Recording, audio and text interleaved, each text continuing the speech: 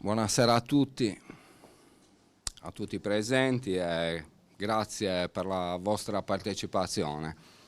Mi presento, sono Ambrogio Trudu e sono qui in rappresentanza del Presidio Piazzale Trento.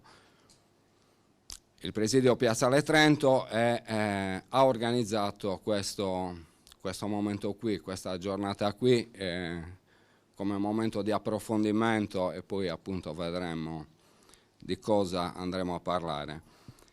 Volevo giusto con due parole dirvi appunto chi siamo, chi è il Presidio e che cosa facciamo.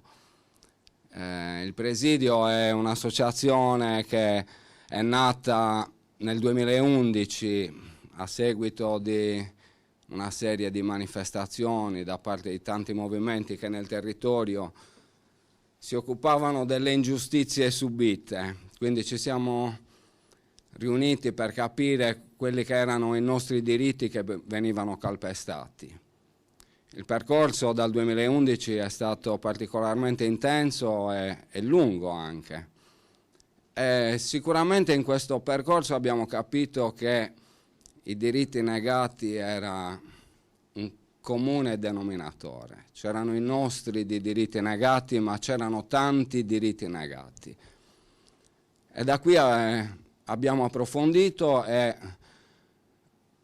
con tutti i temi che abbiamo toccato abbiamo capito che la nostra libertà, la libertà individuale poteva essere tutelata solo se lottavamo per difendere i diritti di tutti, di chiunque. Solo in questo modo avremmo potuto avere, come dire, tutelata anche la nostra libertà e messi al sicuro anche i nostri diritti. Il periodo che sicuramente stiamo vivendo è molto particolare, molto difficile, ci sono una serie di dinamiche tra crisi economica, crisi internazionali, tutto quello che sta accadendo nel mondo, che sono un terreno fertile affinché vengano attuati dei provvedimenti che mettono a rischio, se non addirittura vanno al di sopra di quelli che possono essere i diritti fondamentali dell'uomo. Io questi giorni rileggevo anche quella che era la dichiarazione dei diritti fondamentali dell'uomo messa giù nel 48, se non erro, nel 46. Ecco, oggi sembra quasi anacronistica quella dichiarazione per quello che viene compiuto oggi. Il Presidio si è sempre battuto per difendere i diritti di chiunque e nel discorso appunto di ciò che sta accadendo, di queste situazioni che si stanno verificando anche nel nostro territorio. Il Presidio è stato molto presente anche in questa campagna di Lasciateci entrare e siamo sicuramente del parere che è un discorso importante che necessita l'attenzione di tutti. Il Presidio ha sempre combattuto per questo, continuerà a farlo grazie ai suoi attivisti, ne cerchiamo sempre altri. Giacomo infatti giustamente mi ricordava, ricordiamo chi siamo, perché è una battaglia che dobbiamo fare tutti, ognuno deve fare una battaglia per tutti, ma ognuno deve fare anche la propria battaglia per sé, e il Presidio è sicuramente un punto dove ci si può incontrare per potersi confrontare e portarli avanti assieme queste battaglie, queste lotte. E quindi niente, oltre che esservi grato, vi invito appunto a essere presenti, a continuare questo confronto con noi del Presidio. Noi portiamo avanti delle attività in tutto l'arco dell'anno con degli incontri fissati, periodici, settimanali. Ci fa piacere avere chiunque, avere il confronto con chiunque. Ognuno può portare il suo contributo e grazie per il contributo che ci state dando oggi.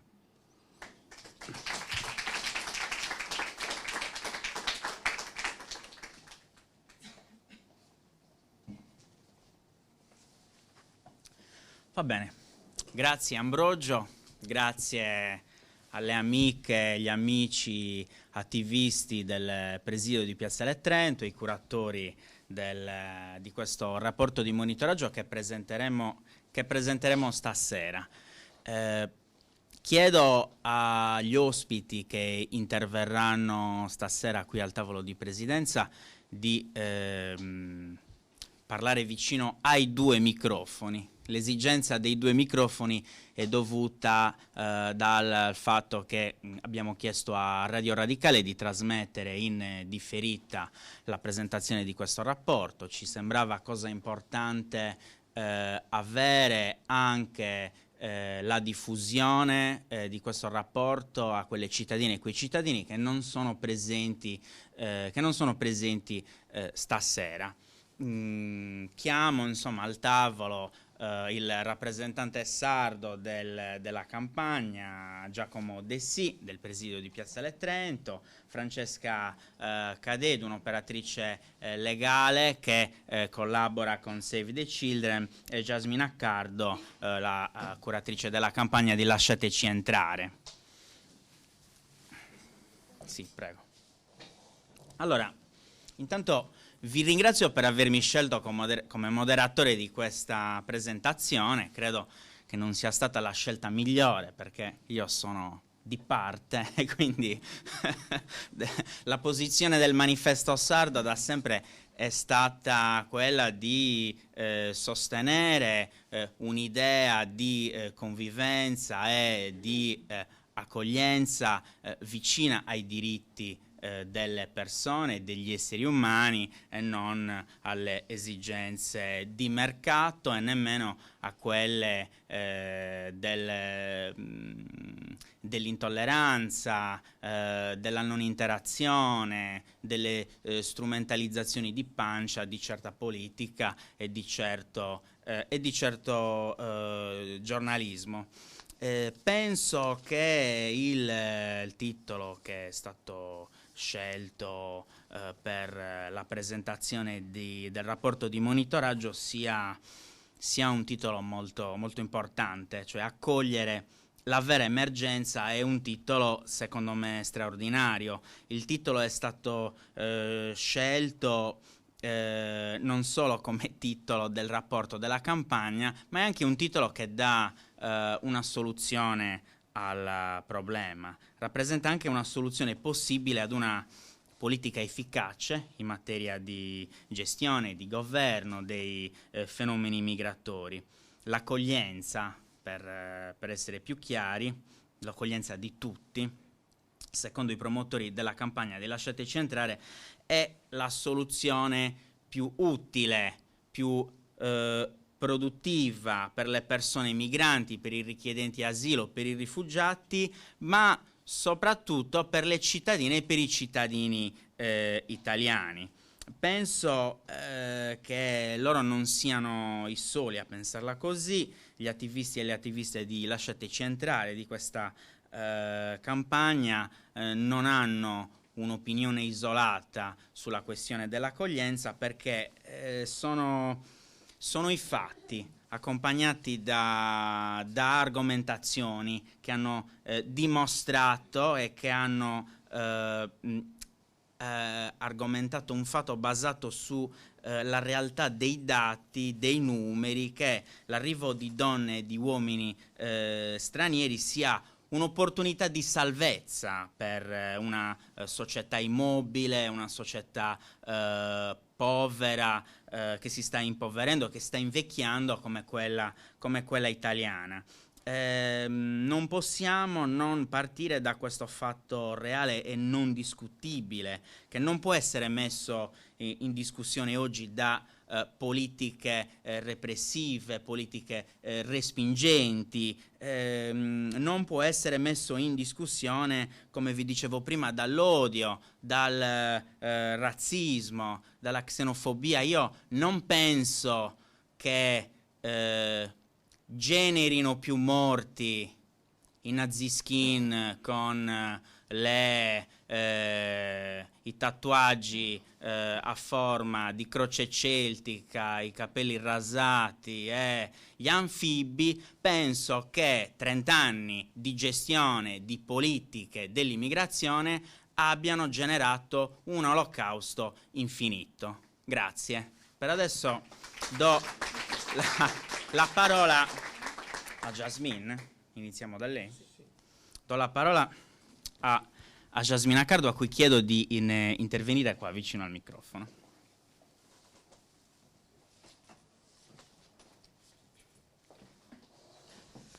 Allora, salve a tutti, intanto grazie a Presidio Piazzale Trento per la presentazione del rapporto qui a Cagliari, che per noi è particolarmente significativo in un momento in cui proprio gli arrivi qua sono notevolmente aumentati e abbiamo visto scenari veramente devastanti di persone che si ritrovano per strada in protesta perché giustamente si oppongono al dover essere ghettizzati all'interno di centri in cui non ricevono esattamente quello che si aspettavano di trovare in questo paese. La campagna Lasciate Centrare esiste da 5 anni, noi come attivisti esistiamo da molti anni e purtroppo rileviamo all'interno del sistema accoglienza una serie di anomalie e di abusi che sono veramente in alcuni casi terrificanti. È vero che il 20 giugno abbiamo usato questa giornata in forma simbolica soprattutto come segnale per le istituzioni che consideriamo i principali artefici di quello che sta accadendo. Un'istituzione che non controlla e un'istituzione che continua a costruire politiche migratorie di questo genere è un'istituzione criminale.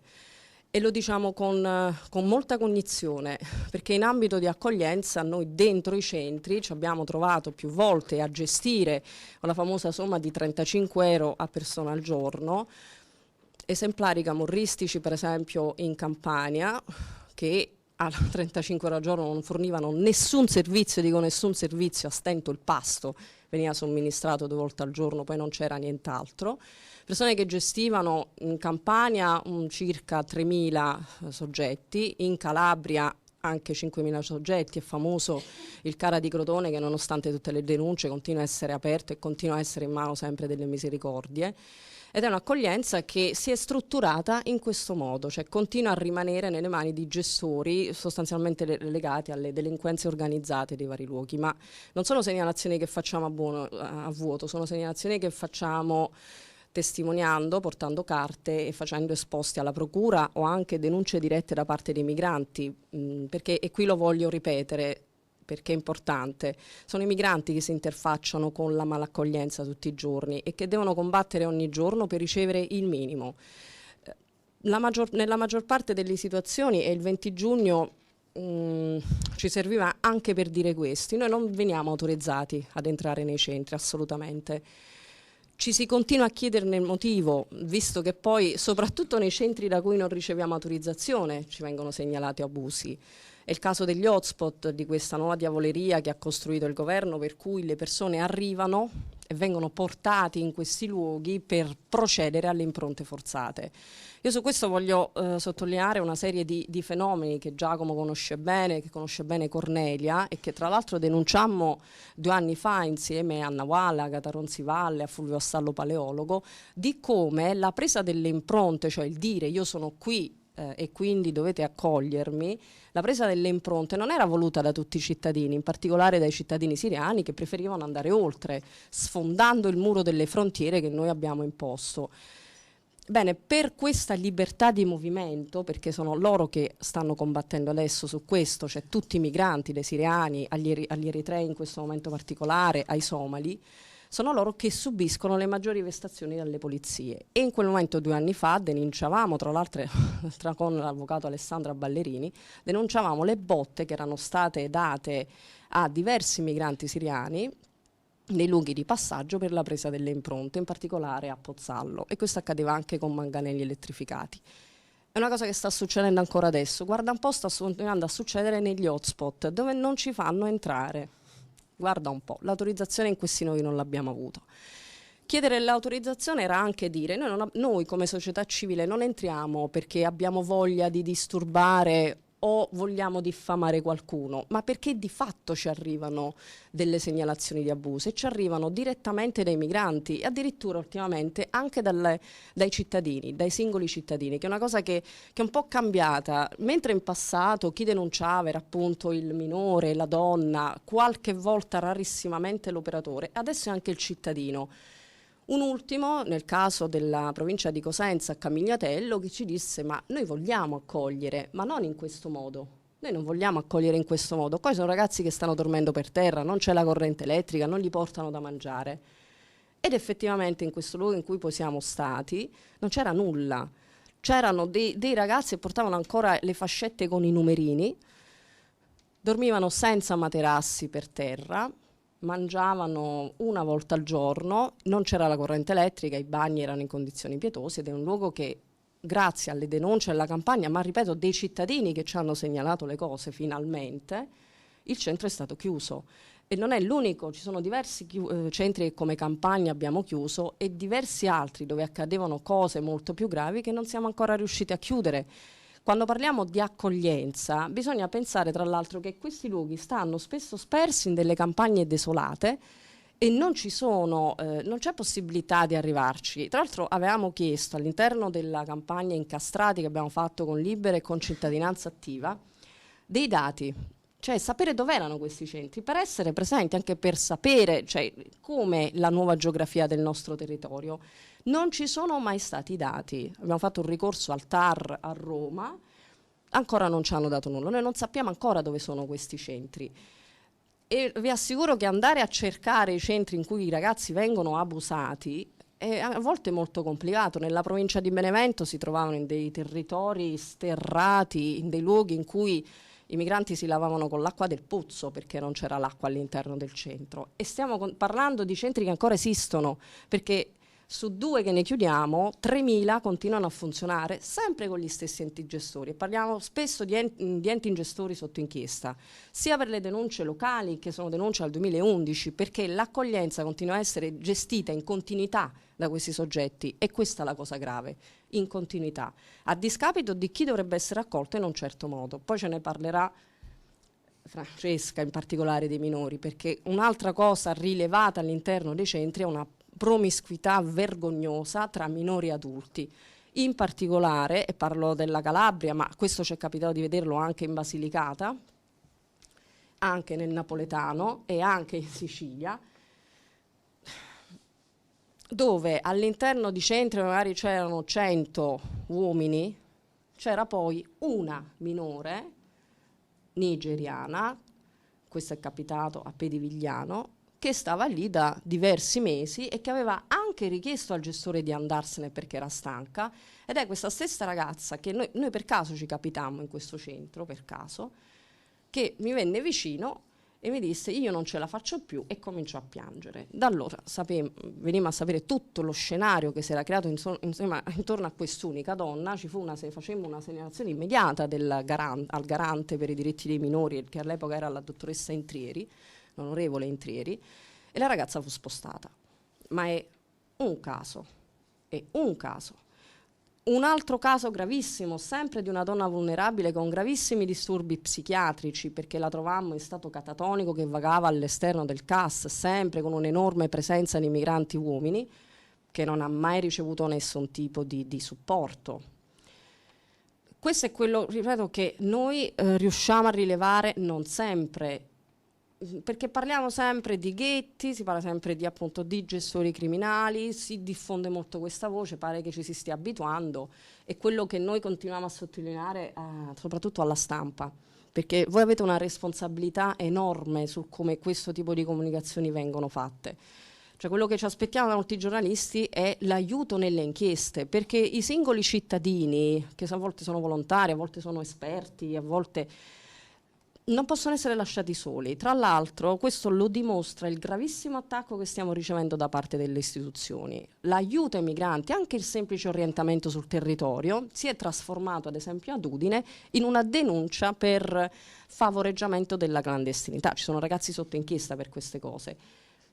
Aggressione verbali più o meno e minacce varie le abbiamo ricevute purtroppo un po' tutte anche dalle criminalità organizzate in varie forme, anche semplicemente scoprendo che chissà come avevano i nostri numeri di telefono. I giornalisti, noi ci aspettiamo, a volte arrivano, raccontano la notizia e se ne vanno. Invece sarebbe molto importante, considerando anche il tipo di accesso che alcuni di loro hanno alle carte, che andassero a vedere che cosa succede, che andassero a chiedere le carte a tutte quelle prefetture che non controllano. E vi assicuro che le prefetture che non controllano sono tante, così come i referenti delle prefetture che non solo non controllano, ma vanno a controllare, ma sotto mazzette poi dichiarano che l'accoglienza gli va bene e che il gestore è un ottimo gestore. Sono dinamiche che sul territorio conosciamo tutti, cioè così come a Napoli, così come in Campania, in Sicilia, in Calabria. Chi vive certi territori sono dinamiche che conosce ed è assurdo che siamo ancora a questo livello. Quando, ripeto, sono gli stessi cittadini che vogliono accogliere bene. E stiamo parlando delle montagne della Sila, ma questo succede in diversi cittadini che si chiedono ma non sarebbe meglio se ci riprendessimo noi a casa, dicevano alcuni. Questo va bene, ma bisogna anche ricordare una cosa che è molto importante. I migranti spesso, e fin troppo tra di loro, sono soggetti di una vulnerabilità che non ci immaginiamo nemmeno. Se soltanto parliamo, e qui c'è Cornelia Tolges che potrebbe parlare a lungo di quello che avviene nel percorso di migrazione di eritrei, di somali, di sudanesi, di ciadiani, di nigeriani, di siriani, di tutto quello che subiscono durante il percorso per arrivare qua e ritrovarsi non solo in alcune situazioni nei comuni italiani, grazie anche a un certo di politica e di informazione negativa, con l'aggressione della cittadinanza e il rifiuto dell'accoglienza, ma si trovano anche all'interno dei centri parcheggiati dove a stento ricevono da mangiare e da dormire. E stiamo parlando solo dei CAS, guardate, stiamo parlando solo dei CAS, perché se poi vogliamo entrare anche in un altro discorso, io lo ripeto sempre perché lo continuerò a ripetere, che è quello degli SPRAR, perché persino negli SPRAR questo accade. Ne abbiamo denunciato nella provincia di Crotone uno degli SPRAR, che è lo SPRAR di Carfizzi, che è ancora aperto, in cui addirittura all'interno qualcuno tentò il suicidio, dove non c'era assolutamente niente, totalmente esclusi dalla comunità locale, dove non avevano a volte nemmeno l'acqua calda e dove per un inverno intero sono stati senza riscaldamenti. Ed è uno SPRAR. Esistono due livelli di accoglienza. Quello generale, i CAS, i maxicentri, i CARA, dove sei solo un numero e quindi ti buttano nelle strade e facilitano anzi tutti i percorsi di sfruttamento, soprattutto in campo agricolo. Poi su questo vi racconterò in breve un'altra cosa. Ma stiamo parlando di uno SPRAR, cioè di un sistema di accoglienza che dovrebbe essere normato, che ha proprio un altro tipo di percorso ed ha anche un monitoraggio diverso.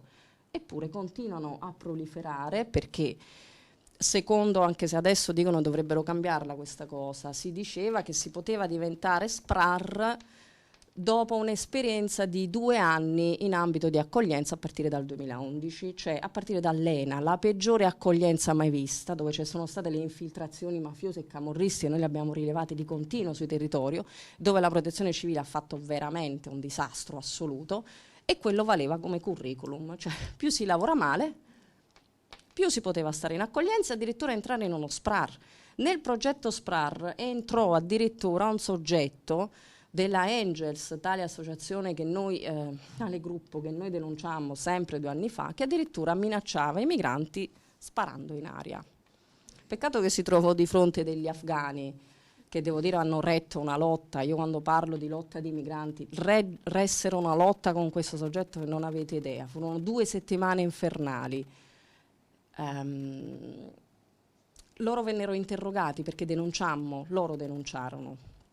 Vennero interrogati all'interno del centro, alla presenza del gestore con la polizia, di notte alle 2. Mandarono un messaggio tramite WhatsApp, una lettera, mi disse ma è normale in Italia fare questo tipo di cose? È normale, cioè chi forse ha vissuto le interrogazioni della polizia dopo il G8, dopo tante cose, forse no, sì, è normale, se ne parla poco, in un paese dove ancora appunto non c'è il reato di tortura. Non è normale. Mandarono immediatamente un foglio in cui dichiaravano e firmarono tutti questo foglio, quello che stava accadendo. Lo mandammo immediatamente a Morcone, tutto questo tramite WhatsApp, il famoso telefonino. Manconi avvisò Morcone e quantomeno questo interrogatorio notturno alla presenza del gestore venne bloccato. Poi i ragazzi furono trasferiti perché era veramente una situazione mostruosa. E questo gestore ebbe anche lo SPRAR, a lui diedero lo SPRAR e continuò a operare in un CAS dell'Avellinese, tra l'altro con Inopera, che è nelle carte di Mafia Capitale, e che è stato chiuso qualche mese fa insieme a altri 12 centri, in seguito ad una maxi denuncia fatta tra l'altro dalla CGIL avellinese, anche grazie al nostro minimo supporto di attivisti con le carte che avevamo su questi soggetti, 12 centri sono stati chiusi. Parliamo di questo, ma questa è proprio la cosa che dice, vabbè, noi siamo così, viviamo così. Però quando poi un CAS diventa il luogo in cui il caporale si va a prendere il migrante, dove il migrante stesso, pur di non restare all'interno del centro, va a lavorare per una paga di 5 euro al giorno, questo è accaduto nella piana del Sele, e dove, pur di non rimanere in quel CAS, si va a mettere nelle fabbriche abbandonate della piana del Sele o nel ghetto di Foggia per poter raccimolare il minimo che deve inviare alla famiglia, beh, questo ci dovrebbe interessare molto, perché la questione dello sfruttamento del lavoro ci riguarda tutti, riguarda quello che mangiamo, riguarda la nostra economia, riguarda il fatto che noi non siamo in grado di garantirci noi stessi il diritto, perché nelle campagne dello sfruttamento ci moriamo tutti, c'è morta una donna italiana in quelle campagne in Puglia. La questione della lotta dei migranti è delicata e io lo continuo a ripetere. A me dispiace molto che siamo qua sempre noi cosiddetti attivisti. La verità è che, e lo ripeto con forza, noi siamo dei traduttori di una lotta che stanno portando avanti altri. Le segnalazioni le riceviamo da noi, anche nelle situazioni più gravi. Cornelia lo sa, le ricevevamo dall'interno dei carceri le segnalazioni di quello che gli accadeva. Delle carceri egiziane, le riceviamo dalla Bulgaria, segnalazioni da ogni dove. Sono loro che combattono le guerre, sono loro che combattono quelli che a noi tolgono tutto e che lo tolgono quindi anche a loro, e sono loro che stanno abbattendo tutte le frontiere. Il nostro dovere è quello di fortificarci nella rete, perché come diceva il Presidente prima di Piazzale Trento, siamo pochi, e quella goccia che arriva in più, quella persona che arriva in più, in realtà fa tanto. Cioè, io ripeto, la telefonata di questo cittadino che mi diceva noi non vogliamo accogliere così, penso è un altro punto, ma dovremmo essere tutti, perché si tratta di diritti di tutti. Cioè, ricordiamoci, in questo paese noi facciamo parte di una generazione che è stata massacrata dalle polizie nel G8 di Genova, e ancora non abbiamo il reato di tortura. Facciamo parte di quella generazione che è diventata precaria nel lavoro e che non ha ancora adesso nessun diritto a questo livello. Anche basta. E unirsi con loro potrebbe in realtà dà più forza a noi, cioè dà più forza, ci ricorda che forse noi un diritto l'abbiamo, che non è possibile che dobbiamo costruire dei movimenti per avere la casa, che il diritto non è nemmeno il diritto, cioè è lo zero. È lo zero. E la cosa più brutta è quando molti di questi migranti dentro questi centri che arrivano come combattenti, io ricordo ancora Gerry e San Maslo che morì nelle campagne di Castelvolturno, che era combattente nel suo paese ed è stato combattente anche qui per la lotta dei lavoratori. Cioè, queste persone nei centri si addormentano e in alcuni casi finiscono in dei luoghi assurdi. In passato finivano negli OPG perché c'erano ancora gli OPG. Noi ritrovavamo dei richiedenti asilo negli OPG. L'ultimo caso a Napoli è di un ragazzo nigeriano che ha preso un'arma dopo 2 anni di attesa del permesso, non l'aveva ricevuto ed era un soggetto vulnerabile, e che è stato, tra l'altro, questo è accaduto un giorno fa, gli è stato diagnosticato un disturbo psichico notevole. Cioè, noi costruiamo una depressione, una mancanza, una sofferenza enormi, costruiamo le persone che si faranno sfruttare con una facilità enormi, dei minori che non sono più minori, che si ritrovano a vivere, già l'hanno vissuto, ma che arrivano qua e non gli si riconosce nulla, altro che diritto del minore, e delle donne che arrivano qua e che continuano a stare all'interno della tratta, senza che il sistema faccia nulla. Vi assicuriamo che quello che viene fatto, viene purtroppo fatto nella maggior parte dei casi da singoli soggetti, da reti, perché le istituzioni non solo non controllano, ma sono totalmente, esclusivamente in forma criminale complici.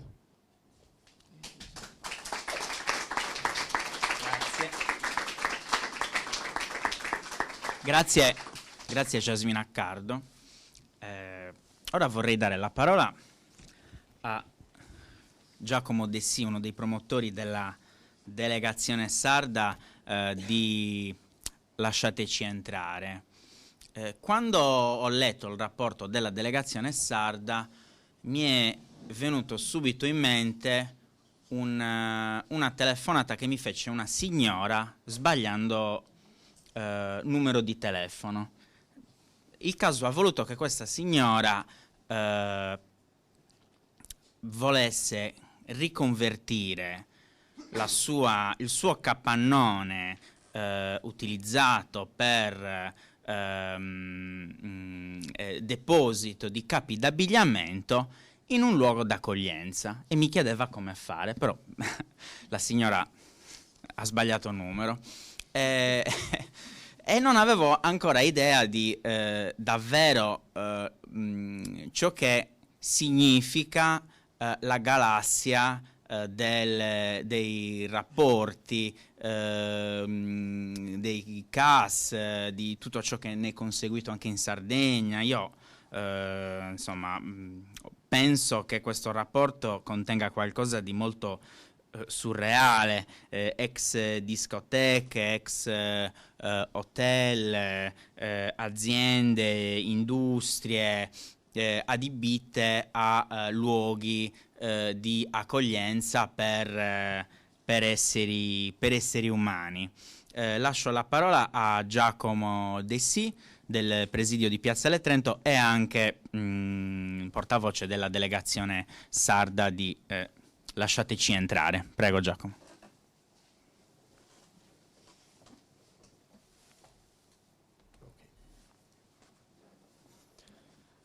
Grazie Roberto per aver accettato l'invito a moderare questo incontro. Ti abbiamo scelto comunque anche perché anche noi siamo di parte e ci troviamo sullo stesso fronte. Prima di proseguire vorrei ricordare che a nome del Presidio siamo solidali con ospiti in arrivo di Udine. Semplicemente abbiamo avuto, a differenza loro, la fortuna di non essere incappati in pubblici ministeri così solerti nell'osservare gli attivisti. Anche noi ci siamo abbiamo scelto di compiere delle azioni di disobbedienza civile come collettivo, come Presidio Piazzale Trento, anche in favore dei migranti in transito, e questo è un motivo in più che ci fa sentire vicini a una collettività come quella di Ospiti in Arrivo, che nel nord-est dell'Italia si preoccupa dell'accoglienza, della difesa soprattutto dei diritti umani, come ce ne occupiamo noi in questa città. Relativamente a quello che abbiamo visto in Sardegna, dobbiamo dire appunto che il mese scorso Lasciateci entrare ha promosso una serie di iniziative, di visite sui territori anche in Sardegna. Abbiamo formato due delegazioni, una che ha lavorato su Cagliari e una su Sassari. Ci dispiace dire che la prefettura di Cagliari ha ben pensato di inizialmente ignorare la nostra richiesta di autorizzazione, successivamente di chiedere un permesso ulteriore che ci è stato comunicato ieri, se è arrivato, ma nessuno ce l'ha mai notificato. Questo ha impedito alla nostra delegazione di recarsi in alcuni centri, soprattutto nei centri che hanno un numero elevato di ospiti, visto che abbiamo avuto modo di osservare come la prefettura di Cagliari in realtà, a parte con la nostra campagna, sia molto precisa e attenta sulle iniziative nei centri di accoglienza straordinaria, arrivando a chiedere degli standard molto particolari. Tuttavia sono state comunque delle chiusure di alcuni centri nel Cagliaritano, ma permangono delle situazioni molto delicate, come appunto quella di Pirri dell'ex Motelaggi, che comunque ha un numero considerevole, superiore alle 100 unità, se non oltre, così come quelle di Flumini Maggiore, Narcao e Solanas, delle realtà che davvero hanno un numero di ospiti molto elevato e sulle quali, oltre a essere arrivata prima l'attenzione della cronaca per degli episodi di protesta, sarebbe anche utile accendere dei riflettori da parte della società civile, ovviamente sempre con la collaborazione delle istituzioni, ove fosse permessa. Per quanto riguarda Sassari, abbiamo costituito un piccolo gruppo che ha cercato di raggiungere anche lì delle strutture che sono state al disonore delle cronache locali. Anche lì si è cercato un dialogo con la prefettura locale, che però nel suo sito istituzionale non ha neanche il nome e cognome di un referente, quindi in mancanza di una persona con cui interloquire la nostra delegazione si è recata lo stesso nei centri il mese scorso. In 2 centri siamo riusciti a entrare senza difficoltà. Parliamo di 2 centri di accoglienza, in particolare un ex ristorante sito nella zona industriale di Sassari, a Predanieda, nell'area cosiddetta Chinatown, dove appunto ci sono i depositi, i luoghi di culto, i negozi della comunità cinese. Sopra questi capannoni, in un ex ristorante, si è ricavato un centro di accoglienza straordinario che ospita, se non ricordo male, 130 richiedenti asilo. Abbiamo visto che ci sono una serie di stanze che hanno un numero al minimo di 8 posti letto, parliamo di letti a castello, in stanze che danno su delle terrazze, la cui vista appunto sono i pannelli fotovoltaici, uno scenario comunque abbastanza degradato, parliamo comunque di una zona industriale, di strade non asfaltate, di carcasse di auto bruciate, di rifiuti e anche una realtà di prostituzione. Motivo per cui quel centro ha visto il supporto di un'associazione locale contro la tratta delle donne, contro la prostituzione, che ha cercato di soccorrere le uniche 2 donne presenti in un gruppo così numeroso, formato prevalentemente da adulti ma anche da alcuni ragazzi minorenni. La situazione forse più surreale nella quale ci siamo immersi quest'anno è stata a pochi chilometri da Sassari, andando verso Porto Torres. Siamo sulla statale 131, pochi chilometri dall'abitato di Porto Torres, l'ex discoteca Kiss Kiss. Un luogo, forse è meglio dire non luogo, al cui interno sono stipate 150 persone, ex discoteca perché non è più discoteca, nel senso che non ci si va più a ballare, ma all'interno tutto è rimasto come prima. Ci sono i divanetti, ci sono i privé e nella pista sono stati allestiti 80 letti a castello. Questo è quello che noi abbiamo visto un mese fa, questo è un modo di fare accoglienza. Ci sono altre stanze adibite all'accoglienza nel piano superiore, parliamo sempre di stanze con letti a castello per le donne, parliamo di un ex deposito di derrate alimentari che è lì dietro il bancone, dove ci sono altri posti letto. Lì abbiamo avuto modo di notare che non solo il centro è, a nostro parere, inadeguato all'accoglienza delle persone, all'accoglienza dignitosa, ma è comunque in una situazione, come diceva prima Yasmin, ai limiti della civiltà, nel senso che non c'è un centro abitato facilmente raggiungibile, non ci sono dei mezzi pubblici che consentono alle persone ospiti di recarsi in altre zone con i servizi, salvo ovviamente attraversare la 131 con relativo spartitraffico, che è uno sport nel quale i migranti si dilettano non solo lì, ma nel quale si sono dilettati anche su altre strade statali della Sardegna che hanno visto nelle loro vicinanze dei centri di accoglienza, non ultima la strada di collegamento con l'aeroporto di Elmas, quando il CARA era ancora aperto.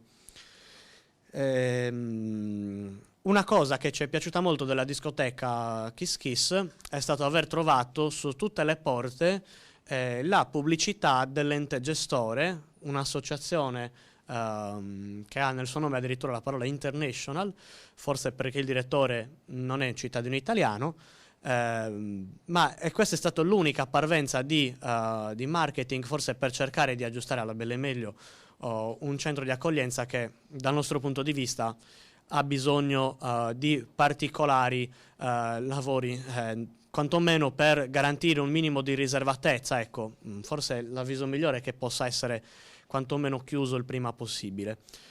Così come l'ex ristorante Caravel al suo primo piano, insomma al secondo piano ci sono le stanze, al primo piano c'erano le vecchie sale dove appunto venivano serviti i clienti. Parliamo di un ristorante che esiste da almeno 30-40 anni, che comunque era l'unico ristorante della zona e che ha una grande cucina industriale, che forse è l'unica realtà, che forse l'unico spazio che poteva essere a norma.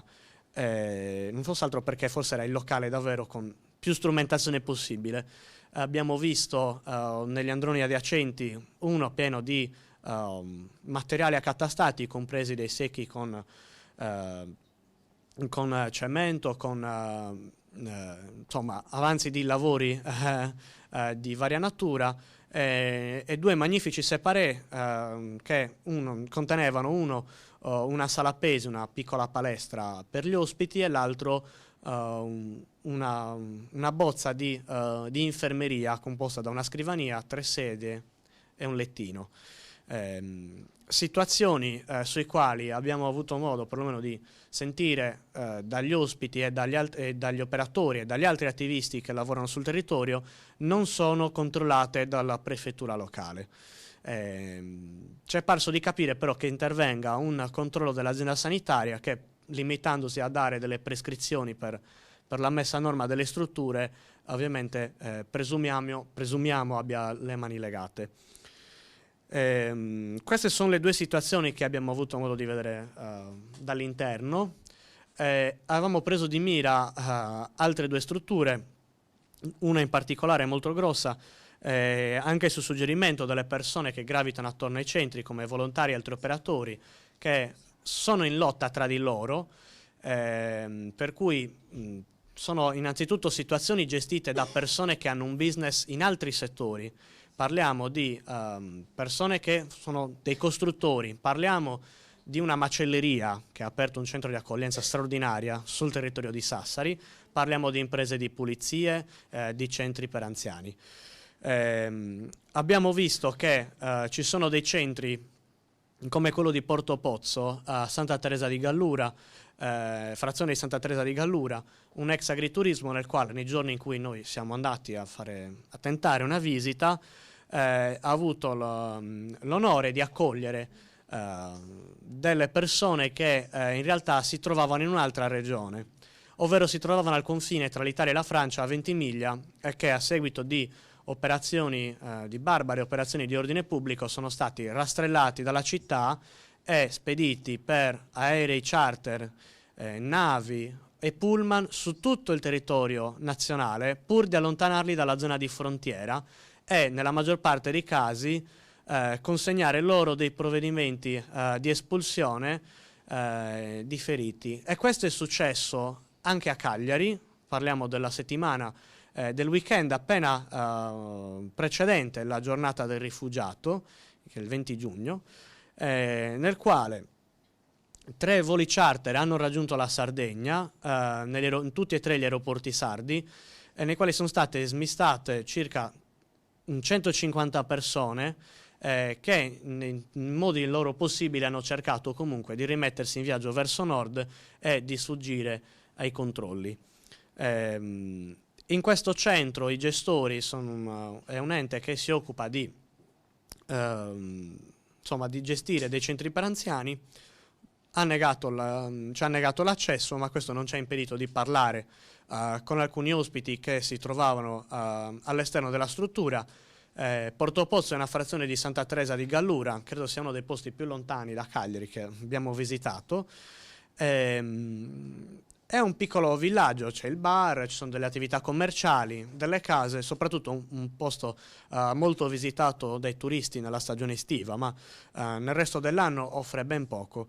L'agriturismo Porto Pozzo è a sud di questa frazione, al termine di una strada provinciale, dista qualche chilometro dal centro abitato, ovviamente privo di servizi come una navetta che possa accompagnare nel centro abitato, piuttosto che di un marciapiede.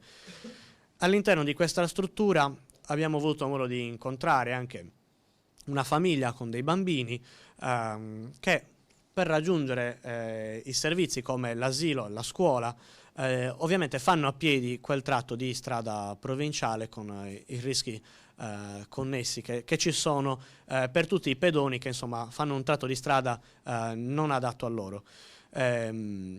Nessuna attenzione è stata rivolta ovviamente alla presenza dei minori anche in questo genere di strutture.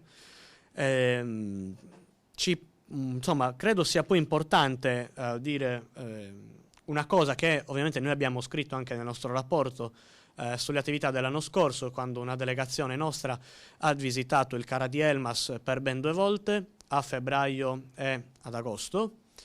Centro che forse possiamo dire per fortuna è stato chiuso, un centro che si trovava nel territorio del demanio militare dell'aeroporto di Elmas, dall'altra parte rispetto alla zona degli arrivi commerciali, motivo per cui per raggiungere il centro bisognava fare comunque l'intero giro della pista, un percorso comunque relativamente lungo e comunque privo e distante dalle realtà urbane, anche dalla stessa realtà urbana del comune di Elmas.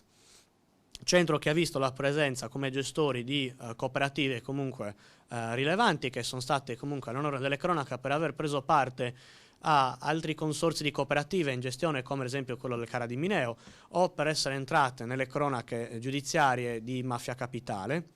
Tuttavia dobbiamo sottolineare che l'ultimo gestore ha avuto quantomeno un atteggiamento più cordiale e collaborativo con noi rispetto al precedente. Una situazione comunque anche lì ai limiti della tutela dei diritti umani. Parliamo di minori in promiscuità con adulti, parliamo di stanze da 10-12 persone nei quali appunto la privacy non era ammessa e non era più ormai neanche tollerata la presenza degli infissi, in quanto erano stati fatti oggetto di devastazione a seguito delle giuste proteste che possono esserci in centri che per noi restano comunque di detenzione quando non garantiscono la piena libertà delle persone. Immaginate di dover vivere non solo dentro un aeroporto come quello di Elmas, che comunque è fastidioso anche per le persone che ci abitano vicino, ma immaginate anche di dover stare all'interno di una base militare, dove appunto c'è una recinzione di 4-5 metri che delimita la libertà di stare all'aperto, c'è la presenza e il traffico costante di persone armate in divisa, di armi, quindi sicuramente non la situazione idilliaca per delle persone che arrivavano alla ricerca di una situazione di pace e di sicurezza. C'è da dire che questa struttura ha visto anche il transito di ospiti che non volevano lasciare l'impronta e che per questo sono stati lasciati in inverno nel cortile della struttura e senza i pasti. Perlomeno queste sono le situazioni di denuncia che noi abbiamo raccolto. Un centro che forse per la proprietà anche pubblica, in quanto era un immobile del Ministero della Difesa, poteva essere esente dai criteri normali di abitabilità. Parliamo di bagni con delle perdite d'acqua dai tubi del soffitto anche in pieno agosto, quindi sicuramente non causati da una pioggia torrenziale invernale. Quindi situazioni di degrado nel quale le istituzioni non sono mai intervenute, se non con ritardo e con soluzioni tampone, come quella di spostare gli ospiti da un grosso centro a un altro, stesso discorso per i minori. Qual è forse una situazione che ci preoccupa molto, appunto, oltre a quelle dei grossi centri di accoglienza con numeri molto elevati?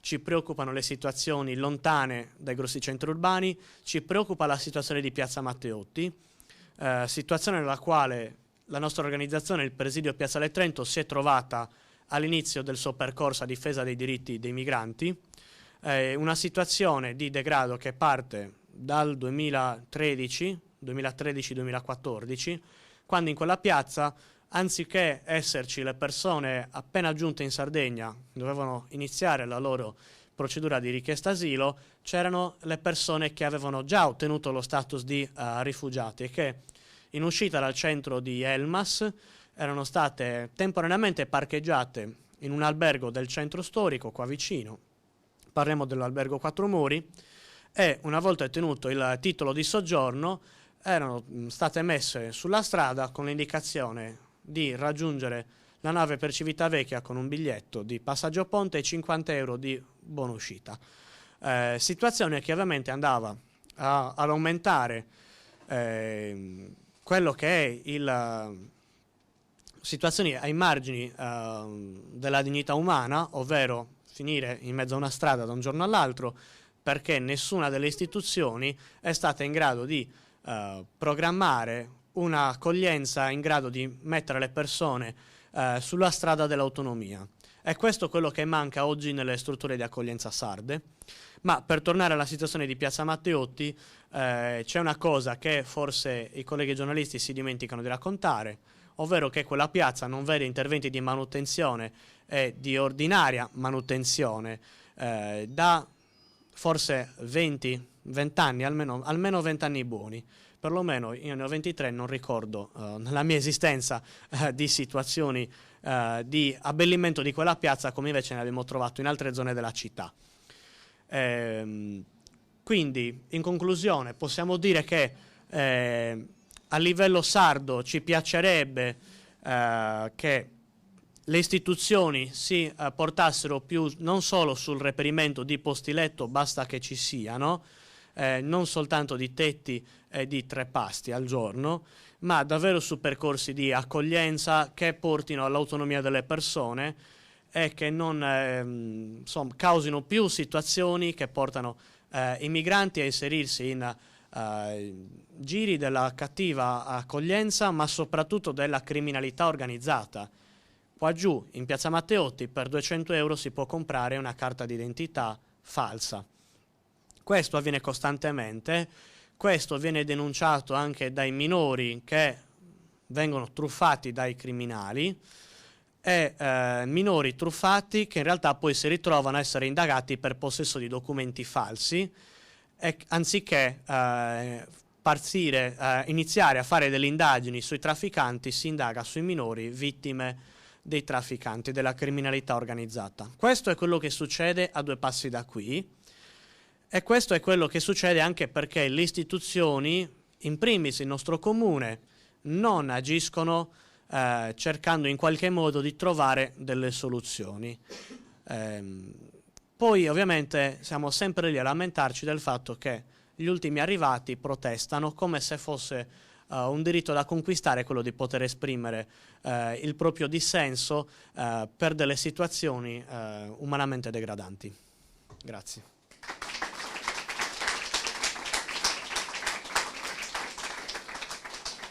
No, grazie Giacomo. Tra l'altro è una cosa curiosa, il parlare di accoglienza e limitare il termine accoglienza a il semplice spostamento di esseri umani, come se fossero dei pacchi inanimati, privi di vita, di relazioni sociali.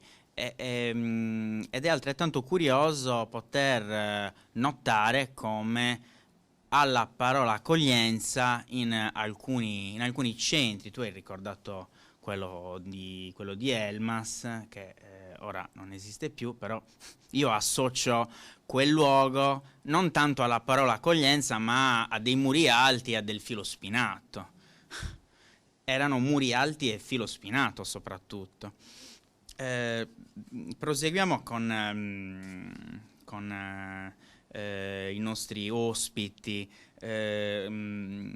Ora entriamo nel merito della questione dei minori non accompagnati. Ogni giorno migliaia di famiglie con bambini e anche bambini senza nessuno fanno viaggi drammatici verso l'Europa alla disperata ricerca di un luogo sicuro da guerre, da fame, da dolore e da disperazione. Dal 2015 ad oggi oltre 1,2 milioni di persone hanno raggiunto l'Europa e solo nel 2016 quasi 240.000 persone hanno affrontato questa pericolosa traversata nel Mediterraneo.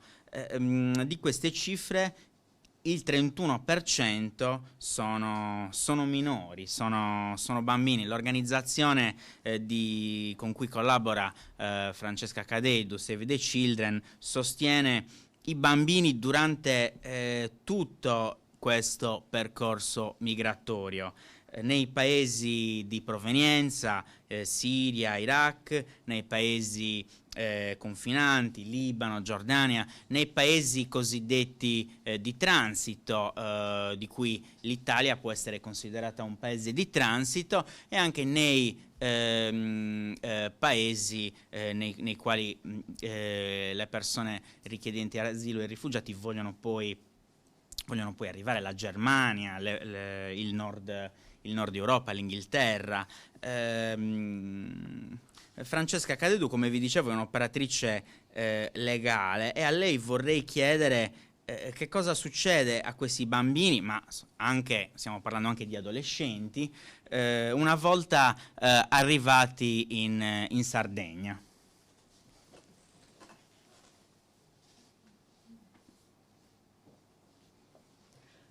Buonasera a tutti e volevo ringraziarvi per l'invito, tantissimo. Dunque, io collaboro con Save the Children da poco, ho preso l'incarico da maggio del 2016 e da maggio del 2016 ho avuto la possibilità di assistere a 5 sbarchi. Durante questi 5 sbarchi abbiamo assistito all'arrivo di quasi 600 minori stranieri non accompagnati, che è una cifra altissima. Ed è una cifra altissima specialmente se la si rapporta a quella che è la mentalità italiana, e cioè quella di vivere ancora l'accoglienza come un'emergenza. E appunto mi rifaccio al titolo del nostro incontro di oggi. Sembra assurdo come appunto l'accoglienza o l'arrivo massiccio di migranti possa essere considerato ancora come un'emergenza. Emergenza non lo è. Si parla di emergenza quando non si è pronti, quando non si sa, mentre noi siamo ben coscienti di quello che significano gli sbarchi e dei numeri a cui ci dobbiamo preparare. Questa settimana sono andata alla presentazione del rapporto ANCI sull'accoglienza dei minori stranieri non accompagnati e ho assistito, diciamo, a questa conferenza mentre un gruppo di politici e rappresentanti dell'ANCI si compiacevano dei risultati ottenuti sull'accoglienza appunto dei minori stranieri non accompagnati. E ciò che mi ha fatto sorridere è stato un dato da loro riportato, e cioè quello dell'obiettivo raggiunto nella predisposizione di ulteriori 1000 posti per i minori stranieri non accompagnati. 1000 posti in tutto il territorio italiano. Ora, ero reduce da uno sbarco di 930 persone, di cui solo 200 erano minori stranieri non accompagnati, e solo a Cagliari. Per cui mi chiedo come si può considerare un allargamento dell'accoglienza di 1000 posti un successo al fronte appunto di 200 minori stranieri non accompagnati sbarcati 2 giorni prima e solamente a Cagliari. Per cui ci rendiamo conto che sia un dato ridicolo, a parer mio ridicolo. Quindi questa è, diciamo, la situazione relativa all'accoglienza che fa rabbrividire. Se vogliamo analizzare la Sardegna, siamo ancora molto indietro sull'accoglienza dei minori, perché a quanto mi risulta non esiste ancora un centro specializzato per l'accoglienza dei minori stranieri non accompagnati. Questo fa sì che i minori che giungono da noi vengano collocati in strutture o miste, quindi predisposte per gli adulti, in cui vengono ricavati posti anche per i minori, creando situazioni ovviamente non idonee alla tutela dei minori, oppure i minori vengono accolti in comunità per minori italiani. E quindi sì, c'è un accostamento di età, però stiamo unendo 2 mondi completamente diversi, per non parlare del personale che lavora in queste comunità, che nella maggior parte dei casi non è pronto ad accogliere stranieri. Mancano mediatori linguistici, mancano operatori del settore, mancano operatori legali esperti a riguardo, mancano psicologi, e questo fa sì che l'accoglienza non sia adeguata per l'appunto. E quindi questa, diciamo, che è la situazione in cui a cui ci confrontiamo purtroppo. Con il mio lavoro parallelo appunto di operatrice legale nei centri di accoglienza mi ritrovo a vivere i centri di accoglienza e a vivere nei centri di accoglienza per gran parte della settimana, in cui vengono accolti anche dei minori. E non sempre purtroppo appunto l'accoglienza può considerarsi adeguata per questi minori. Minori che stiamo parlando appunto di minori, quindi al di sotto della soglia dei 18 anni. E vorrei precisare che i minori che sbarcano principalmente parliamo di una fascia d'età che va dai 15 anni ai 17 anni, per cui un'età, diciamo, di transito che ha bisogno di particolari tutele.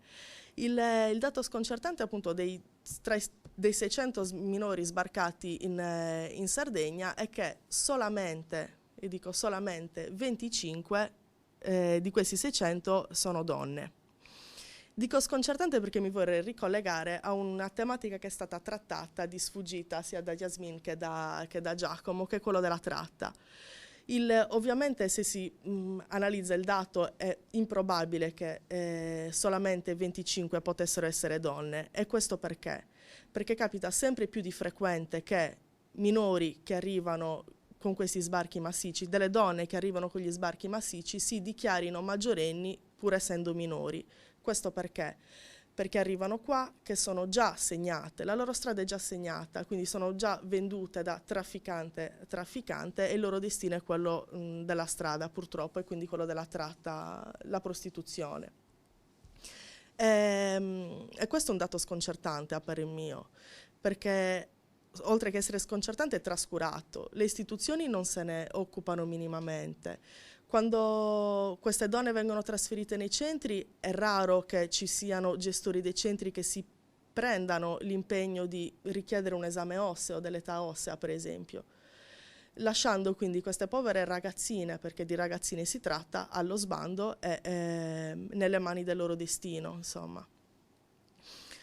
Questa è la situazione, diciamo, questo è lo spaccato che mi si presenta quotidianamente per quanto riguarda appunto la tutela dei minori e delle donne. Io molto spesso li associo perché credo che siano le due categorie più vulnerabili di migranti che arrivano, e quindi il loro percorso, diciamo, è parallelo e si incrocia molto spesso. E purtroppo da operatrice nel settore mi rendo conto che vi è una totale disinteresse da parte delle istituzioni. Da ultima vorrei portarvi un esempio. Io lavoro appunto, come ho detto, come operatrice legale anche in un centro di Sassari, in un CAS che purtroppo non avete visitato. 2 notti fa ci chiama una ragazza, chiama una mia collega dicendole: aiutami ti prego, sono in mezzo alla strada, non so dove sono. Per cui la mia collega si precipita immediatamente nelle zone della città di Sassari in cui si sa che vengono portate le ragazze a prostituirsi, riesce a prendere la ragazza e la porta a casa sua. Mi chiama immediatamente e cerchiamo di accelerare quantomeno un percorso di protezione, per cui il centro in cui lei sta non era il luogo adatto, perché comunque è un centro grande, in cui vi sono anche uomini, e non era il luogo protetto per lei. Lei a casa sua non la poteva tenere e abbiamo impiegato la giornata di ieri cercando di sistemarla in comunità protette, che qui in Sardegna non ce ne sono tante purtroppo. In qualsiasi comunità protetta in cui abbiamo chiamato richiedevano come presupposto fondamentale il possesso del documento da parte della ragazza. Documento che lei ovviamente non aveva, essendo appena sbarcata, e quindi ci siamo quasi sentite come avevamo una donna, un essere umano che nessuno voleva. Era quasi un pacco per loro, era un impegno, era no, noi non la possiamo avere, non hai i documenti. Quindi si cerca di accelerare i tempi in questura, quindi ok, abbiamo questa ragazza, vorremmo tentare un articolo 18, che è una tipologia di permessi di soggiorno per i soggetti vulnerabili, che può seguire 2 percorsi, o un percorso giudiziale o un percorso sociale. Noi eravamo pronti per il percorso sociale, quindi la inseriremo socialmente. Abbiamo ricevuto un no dalla questura, perché la questura si sente quasi in diritto, se non in dovere, di rilasciare questo permesso di soggiorno solamente se il migrante collabora. Quindi una pressione psicologica che dovrebbe portare la donna alla denuncia, che obiettivamente quasi mai arriva. Questa è una delle tante storie che quotidianamente ci capitano. Sì, e purtroppo, ripeto, da operatrice del sistema, ciò che più pesa a noi è la non collaborazione da parte delle istituzioni. Il fregarsene completamente alla luce dell'emergenza dietro cui loro si nascondono e che crea appunto CAS, CARA, hotspot che sono al limite proprio della dignità umana, dico io, purtroppo. Finito.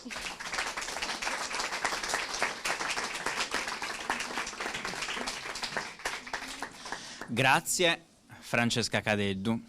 Ora, se queste relazioni hanno maturato tra le persone che sono venute stasera delle riflessioni, delle domande, questo è il momento migliore. Cornelia, prego. Però dovresti venire qui a parlare.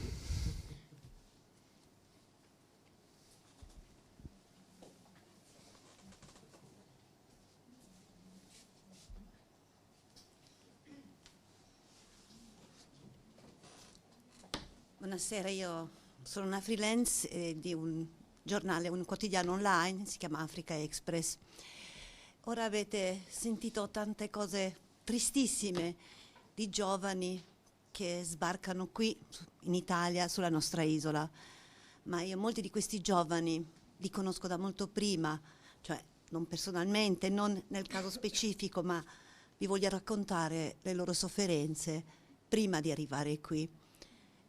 La decisione di partire, perché si parte e cosa succede durante questo errare in mezzo continente africano, perché non è, raramente sono libici e prendono il barcone sulle coste libiche, vengono da lontano. Vorrei parlare di un ragazzo eritreo, chiamiamolo Robiel, giusto così, per inventarci un nome. Invento il nome, ma non la storia, è una storia nella storia. Storie così, è una storia simile è dietro ogni migrante, ogni profugo. Non amo nemmeno la parola migrante, perché vorrei chiamarli profughi. Profughi perché cercano scampo, perché nella loro patria spesso non potrebbero sopravvivere. Non tutti provengono da zone di guerra, perché una guerra non significa necessariamente essere bombardati, significa anche perseguitati, essere arrestati, torturati, non avere la libertà di parola. Questo per esempio succede in una nostra ex colonia, l'Eritrea, governata da Isaias Afwerki da quando ha ottenuto l'indipendenza, un dittatore terribile, molti la chiamano Nord Corea dell'Africa. Ma credo che in certe situazioni lui è anche peggio. Soprattutto in questo periodo la gente non ha più da mangiare, non ha più la possibilità di comprarsi il cibo. Perché? Perché fino a Natale, novembre-dicembre, i pochi rimasti nel paese riuscivano a sopravvivere con il denaro che i parenti e gli amici già in Occidente mandavano a casa. Una mattina questo Afwerki si è svegliato e ha detto no, cambiamo il sistema. C'è sempre la NAFCA, la moneta locale, si chiama così, ma non si può più cambiarla, non ci sono più possibilità di cambiarla al mercato nero e le banche non hanno contanti a sufficienza per poter cambiare anche un assegno. Ma questo è uno dei tanti problemi, ma perché si scappa da questo paese? Perché esiste un solo lavoro in questo paese, il servizio militare. Non esiste alternativa. Servizio militare, che può essere anche servizio civile, ma tu non puoi scegliere la professione che vorresti fare, la scuola che desideri scegliere. Già da bambino tu sai che non puoi sognare, è proibito sognare. Io non posso decidere, voglio fare il medico, voglio fare l'insegnante. No, lo Stato decide per me che io devo fare la guerra ai miei stessi fratelli, che magari vogliono scappare, perché in Eritrea al disertore bisogna sparare a vista, ed è successo molte volte. Io racconto tutte queste cose nei miei articoli su Africa Express, se avete voglia di leggerli un giorno. Questi ragazzi, se vengono sorpresi mentre scappano, c'è il grande rischio di essere già uccisi. In che cosa consiste questo servizio militare? Tu inizi già l'ultimo anno di scuola superiore, inizi a frequentare una scuola obbligatoria militare, non esiste più un'università libera se non che una militare, e poi inizi l'addestramento, un addestramento a volte durissimo, dove spesso e volentieri le donne vengono violentate, messe incinta dai propri superiori. Però tu non puoi andartene. Se tu vuoi andare, devi scappare, devi cercare di attraversare il confine verso l'Etiopia o verso il Sudan.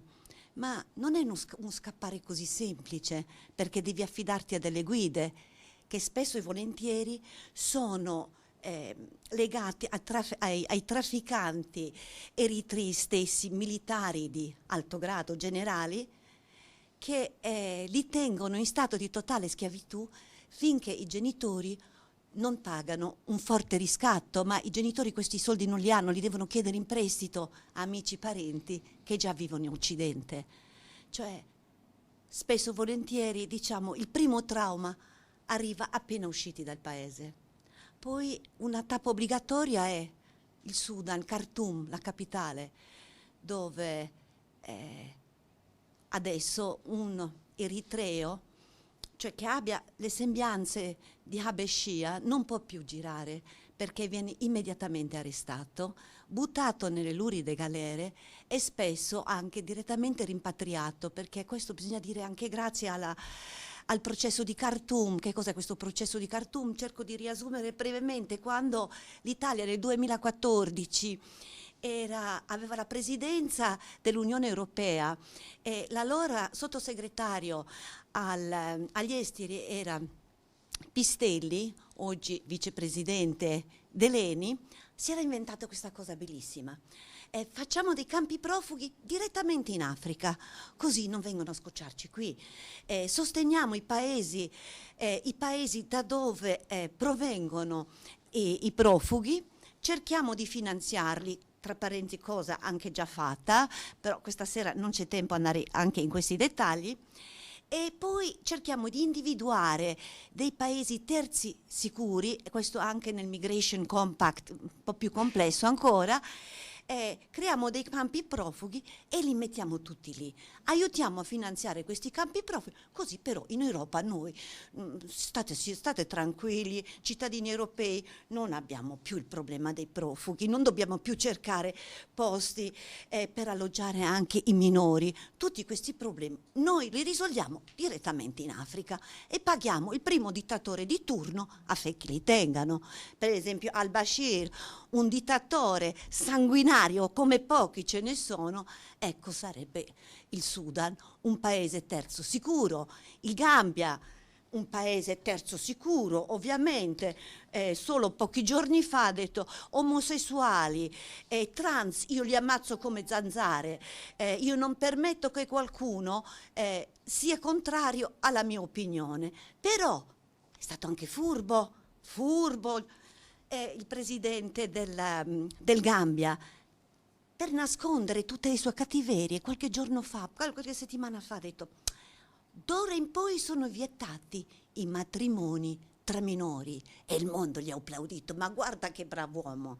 Invece pochi giorni fa leggiamo che ha messo in galera il suo oppositore, perché fra poco ci saranno le elezioni. Scusatemi questa parentesi, però bisogna capire di che cosa stiamo parlando, perché vengono qui. Quando si perde la fiducia con il proprio governo, tu non puoi fare altro, mettere i tuoi ricordi, i tuoi affetti in un sacchetto di plastica e scappare. Non c'è altro.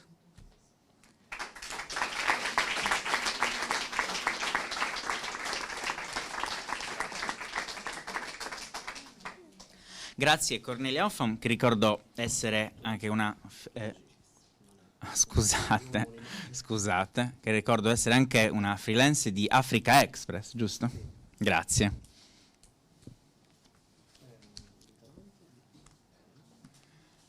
Prego. Sì. Buonasera a tutti. Io mi chiamo Elena Prest, sono un'operatrice legale e collaboro sia a Genova che a Ventimiglia con la rete No Borders e il presidio permanente No Borders di Ventimiglia e anche con la redazione di Melting Pot Europa. Io niente, volevo semplicemente raccontarvi un po' ciò che si percepisce della Sardegna attraverso le testimonianze raccolte dai migranti bloccati sulla frontiera italo-francese. Alcuni di loro, molti recentemente, soprattutto negli ultimi mesi, hanno raccontato di essere sbarcati proprio al porto di Cagliari, dopo essere stati soccorsi in mare. Qui quello che ho potuto notare attraverso l'intervista di un gruppo consistente di sudanesi, in particolare 8 ragazzi sudanesi, è che ciò che hanno riportato è stata un'identificazione forzata, cosa ormai purtroppo comune in quasi tutti i punti di sbarco. E quando dico identificazione forzata intendo dire questo, intendo che il primo atto compiuto dalle autorità al momento dello sbarco delle persone completamente debilitate dopo il loro viaggio in mare è stato quello di appunto fargli non solo chiedere il loro nome, cognome, paese di provenienza, ma di forzarli con atti fisici che spesso e volentieri si risolvono in calci sulle mani oppure per esempio, oppure proprio in percosse fisiche, cioè con colpi di manganello. Cagliari? Sì, anche Cagliari. Noi, vabbè, queste... Poi no, non alcune, okay. In particolare in sede di... Okay. No, almeno sui sudanesi. Mi permetterei di intervenire. Io presenza agli sbarchi, assisto i minori mentre vengono identificati e vi posso giurare che la violenza non è mai stata usata. Io questo ci tengo a dirlo per diritto di cronaca, dovere di cronaca, anzi. Sì, io non ho mai visto la polizia di Cagliari utilizzare violenza nei confronti dei richiedenti asilo. Solo ci tenevo a specificarlo, però prego. No, sì, io ovviamente riporto certo. Una visione assolutamente parziale data cioè non mia, ma data dal fatto da 8 testimonianze raccolte. Ci tengo veramente a specificarlo, nessuna violenza nei momenti dell'identificazione. E in realtà anche lì poi ovviamente rimane da chiarire, perché quando si raccolgono testimonianze in un altro luogo, magari le persone dicono ok, io sono arrivato lì, mi è successo questo, non specificano anche dove gli è successo, non specificano dove ciò è successo. E la cosa che mi ha colpito è che appunto molti di questi ragazzi sudanesi hanno ricevuto un provvedimento di espulsione proprio dalla prefettura di Cagliari e hanno riportato di averlo ricevuto proprio al momento cioè in seguito all'identificazione forzata. E questo ovviamente non mi ha sorpreso, ma non più di tanto, perché ormai è prassi, cioè almeno da quella da ciò che si può osservare a Ventimiglia è prassi usuale, per cui vengono dati provvedimenti di espulsione, per esempio anche lungo tutta la tratta ferroviaria che porta fino a Ventimiglia, per dirne una, e anche in Sicilia agli sbarchi. L'altra visione che ho potuto percepire della Sardegna è stata il fatto che venga vissuta dai ragazzi come giustamente venga vista come una prigione, perché essendo isola nessuno si vuole fermare, insomma nessuno desidera fermarsi in Sardegna proprio per via della mancanza di collegamenti e per la difficoltà che poi loro hanno a raggiungere le altre destinazioni. In particolare è stato pazzesco vedere come ci sono stati diversi migranti, come è stato già ricordato prima, che sono stati deportati. Uso la parola deportati anche se è un po' forte, ma non saprei come altro definire questa operazione. Sono stati deportati da Ventimiglia perché catturati dalla polizia mentre provavano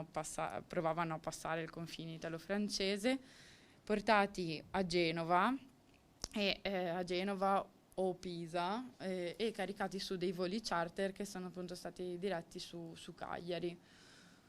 Ovviamente alcuni di questi ragazzi nel giro di 4 giorni erano ritornati a Ventimiglia e ci hanno raccontato di come sono tornati, alcuni attraverso l'aiuto di trafficanti, diciamo, trafficanti che gli hanno procurato il biglietto, altri cercando comunque di salire sui traghetti.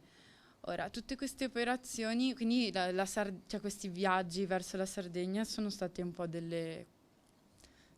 semplicemente si risolvono in, come possiamo definirle, missioni punitive nei confronti di chi tenta di andare verso il nord Europa o comunque tenta di lasciare il paese. E anche questo, cioè, almeno dal punto di vista di Ventimiglia, per noi è sempre difficile capire dove vengono portate le persone, perché quello che si può vedere in frontiera è la presenza di 1 o 2 pullman. Sappiamo che tot persone sono state fermate, sono state caricate. Abbiamo provato a seguire questi pullman fino all'aeroporto, che ovviamente rimane blindato, però poi di dove vengano portate effettivamente e che cosa succeda loro, questo non si riesce a monitorare. Quindi l'invito a tutti è assolutamente di... Io posso, anch'io avrei una cosa. Sì. Perché dovete parlare del microfono.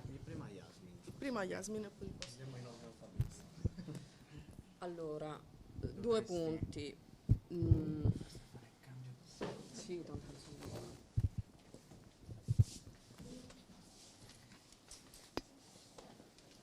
allora, il primo punto è che chiaramente se trovassero un'accoglienza decente, minori che poi salgono a Ventimiglia e che magari, perché poi bisognerebbe chiedersi come si pagano il viaggio per salire a Ventimiglia, cioè perché abbiamo purtroppo una testimonianza diretta, cioè per dire che non è solo una voce di minori eritrei che si pagano il biglietto con la prostituzione, ok? Cioè una prestazione 20 euro.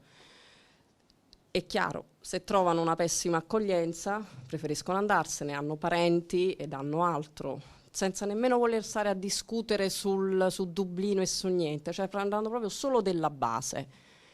La questione legata alle botte purtroppo è una testimonianza che noi abbiamo su diversi centri e non è una voce, perché abbiamo documentazione, foto e registrazioni di quanto accaduto, quindi è purtroppo vero, e ci sono provenute non soltanto dai maxi centri, cioè come Pozzallo o come Taranto, ma anche dalle piccole questure, cioè perché 2 anni fa i siriani insieme ai palestinesi venivano picchiati per esempio nella questura di Bari e gli eritrei in alcune questure di Napoli.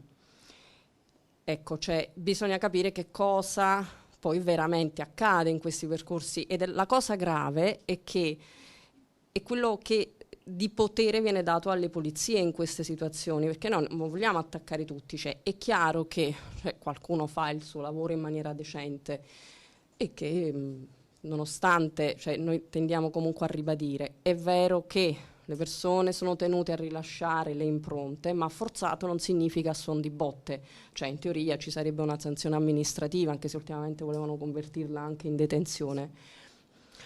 Però teoricamente io sono libero di dire di no, mi prenderò una carta o una notifica di quanto accaduto, poi mi dovrò cercare un avvocato. Ma le botte no, cioè queste sono cose denunciate da più parti, da più punti, e su cui, ripeto, ci sono testimonianze di quanto si dice. Ovviamente noi non abbiamo un monitoraggio così capillare del territorio, perché poi è questo il grosso problema. Cioè quello che stiamo cercando di fare tutti in rete è cercare di rendere questo non controllo, cioè questa presenza capillare, perché cioè noi parliamo di singoli punti da cui ricevono le informazioni, ma quanti sono i luoghi in cui accadono cose di cui non si sa nulla se non dopo molti anni? Perché poi questo è il problema, il grosso buco di alcuni luoghi da cui non accade niente. Quanti migranti per paura non denunciano, tra l'altro? Perché è chiaro che la polizia è sempre il passaggio per avere il permesso di soggiorno. Cioè, rendiamoci conto, perché le botte le hanno acchiappate anche i nigeriani, mica solo gli eritrei siriani che cercavano di passare. E anche su questo bisogna fare molta attenzione. Molti non denunciano, giustamente, molte delle situazioni di malaccoglienza, di botte, di quanto capitato, i ragazzi Gli uomini del mare, ecco, diamogli un nome perché sono gli uomini del mare, ci dicevano vabbè, ma tanto voi ve ne andate, siamo noi che restiamo qua. E vi assicuro che dentro al CARA di Crotone, quando l'ente gestore vi dice se tu racconti quello che succede all'esterno, noi il permesso di soggiorno non te lo facciamo avere, cioè perché dovrebbero andare a raccontare a qualche attivista che si aggira nei dintorni qualche giorno, che sta lì, che dà un meno di sostegno, quello che accade davvero, se qualcuno gli dice il permesso di soggiorno non te lo diamo. Il problema è sempre lo stesso, se l'accoglienza continua a funzionare così noi non faremo altro che produrre questo genere di storie. Il dovere delle istituzioni sarebbe quello di garantire davvero i diritti e di ridurre al massimo gli abusi, ma poi ripetiamoci, noi siamo preoccupatissimi soprattutto per i minori e per le donne che stanno subendo più di chiunque la malaccoglienza, più di chiunque, perché sapere con certezza che i minori, cioè saperlo con certezza, si prostituiscono e sapere che continua tranquillamente ad essere così senza che nessuno intervenga, perché poi l'abbandono di cui parlava Francesca è assolutamente reale, nonostante denunce, lotte, discussioni, cioè che si risolvono in un giorno. Su queste segnalazioni la polizia arriva il giorno dopo, la situazione pare risolversi per 2 giorni e dopo 3 giorni siamo punto e da capo. Questo è il grosso problema. Grazie.